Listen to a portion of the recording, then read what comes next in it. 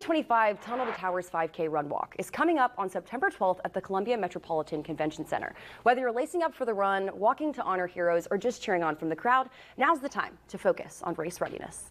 Now I am joined with a physical therapist from Lexington Medical Center, Dr. Sam Baker. He's going to show me a little bit of tips on how you can get even more race ready if you're going to be running the Tunnel to Towers race. Thanks for being here. Hey, thanks for having me. Happy to be here. Yeah, absolutely. All right, so jumping right in, you're going to show us some stretches, some things you can do pre-race to kind of warm up your body and get you ready to run a race like the Tunnel to Towers 5K. Just try to, and the big idea here is to let's get some blood flowing, let's get things loosened up, let's just kind of get those wheels greased. So we're going to jump right into it. Exactly. All right, let's so do the it. First one, world's greatest stretch, right, and we're going to get right down on the ground. Okay. We're going to get those hands nice and flat, and then we're going to add in a little bit of a trunk twist into it, nice and easy. There we go.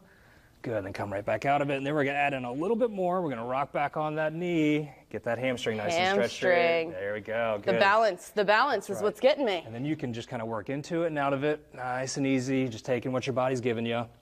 Blood flow should be going. I'm already sweating a little, so that's a good thing. Perfect. So number two, what we're gonna do, and we're just gonna pull that heel to butt. Okay. And then we can add in a little bit of a heel raise into that. We're gonna hold the table for this one. There we go. Up, and then we're gonna switch, same deal. Okay. Oop. Now you got me. See, it makes me feel better that you're also struggling with the balance. And there we go, and then up. Nice, we got that one. That's it. Teamwork. That's good.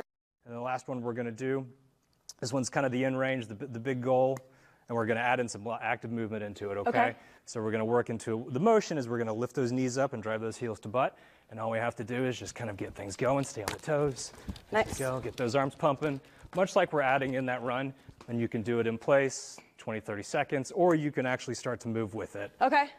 Obviously, getting your body ready is really important. That's right. But you got to think about what you're putting in your body, too. You got to think about your water intake and your nutrition. 100%.